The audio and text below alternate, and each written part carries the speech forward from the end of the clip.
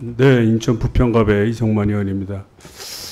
참 이번 사건은 이제 일어나서도 안 되지만 그 일어났다고 한다면 그 피해자에 대한 어떤 통절한 반성과 또 철저한 조사, 그 다음에 다시는 일어나지 않을 수 있다라고 하는 국민적 믿음, 이거를 이제 만들어 가야 되는데 사실 이 세 가지가 하나도 이루어지지가 않았습니다. 그래서 과연 우리나라가 참 민주주의의 선진 국가인가, 인권을 중시하는 국가인가, 그런 차원에서 회의감이 들고요. 오늘 이 국민의힘당 국회의원이 여당이고 또 국정을 운영하고 있고 또 이것이 누구의 잘잘못을 따지기 위한 것이라기보다는 앞을 치유하고 미래로 가고자 하는 것인데 아니, 전부 다 참석을 안 했습니다. 이 불참한 거에 대해서 우리 김남근 변호사님하고 우리 오동석 교수님은 어떻게 생각하십니까? 간단하게. 글쎄 뭐 저희가 그 유가족들을 모시고 그 지난 이제 그 1, 2월 달에는 뭐 각 정당도 방문을 했었고 국회의장도 방문을 했었고 했었는데 근데 그때 1, 2월의 분위기만 하더라도 뭐 여당 측에서도 충분히 그 유가족들이 갖고 있는 그 억울함, 뭐 이런 것들에 대해서 정서적으로 동의를 해주셨고 그래서 국회 차원의 추모 사업을 하는 것들에 대해서도 그 동의를 해주셔서 국회 차원에서의 추모제가 열리게 됐었고 그다음에 이제 그 당시에는 뭐 그 당시에 그 여당 의원님들의 발언들을 이렇게 한 번씩 다 보시면 알겠지만 그때는 전부 다 이 조사기구를 그러니까 만들고 해야 된다라는 것들에 대해서는 다 동의하는 분위기였습니다. 근데 그게 왜 불과 한 그 석 달, 넉 달이 지난 사이에 이렇게 확 전변이 되었는지라는 게 참 좀 안타깝고요. 그때도 여당 의원님들도 이 이태원 참사 문제는 정쟁의 대상의 문제가 아니다. 그런 얘기도 여러 번 해주셨던 것 같고요. 그래서 좀 이 문제를 처음에 대하셨을 때 우리 사회적 충격도 컸었고 우리 사회적 분노도 있었고 유가족들에 대해서 그 억울함이나 한에 대해서도 같이 하려는 그런 사회적 공감대가 있었고 여당 의원님들도 거기에 같이 하셨다고 생각이 듭니다. 알겠습니다. 예. 그다음에 오동석 교수님은 뭐 특별히 의견 있으십니까?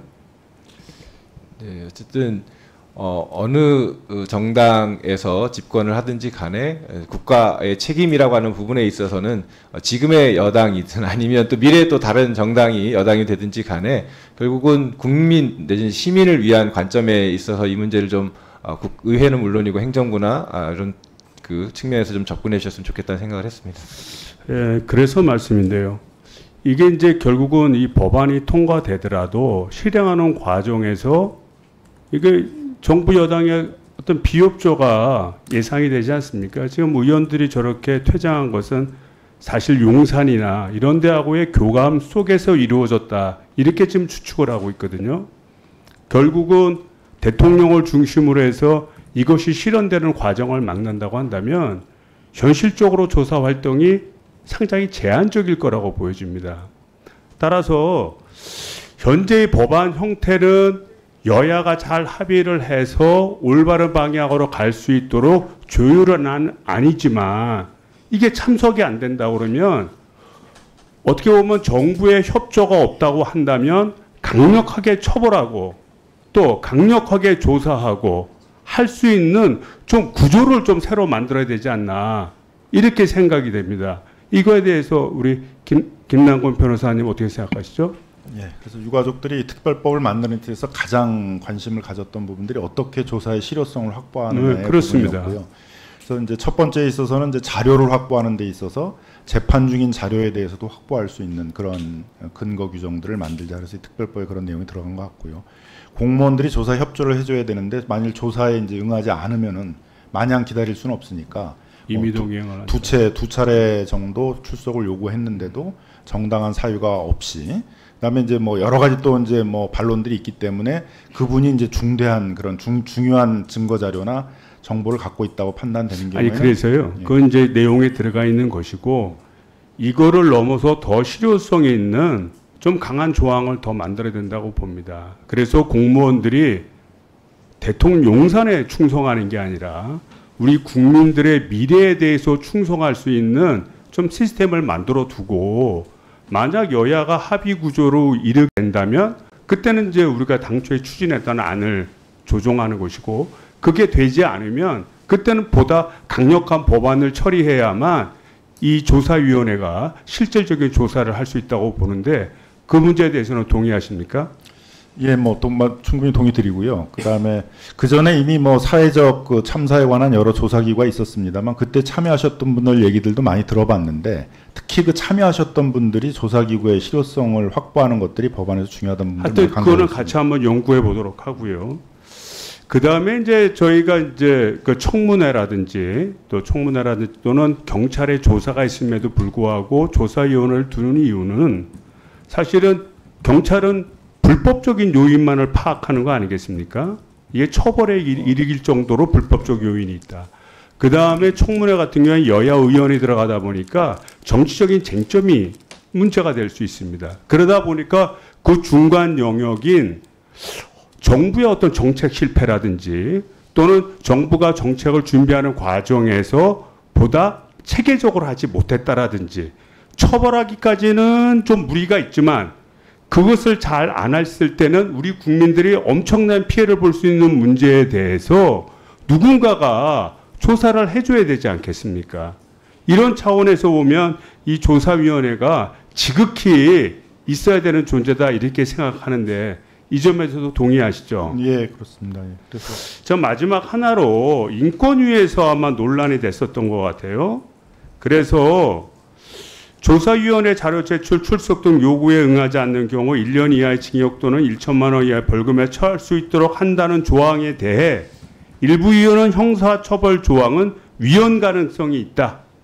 이렇게 진술한 바가 있는데 이 점에 대해서는 우리 교수님하고 그다음에 우리 변호사님 어떻게 생각하시는지. 아니 먼저 교수님 먼저 하시죠.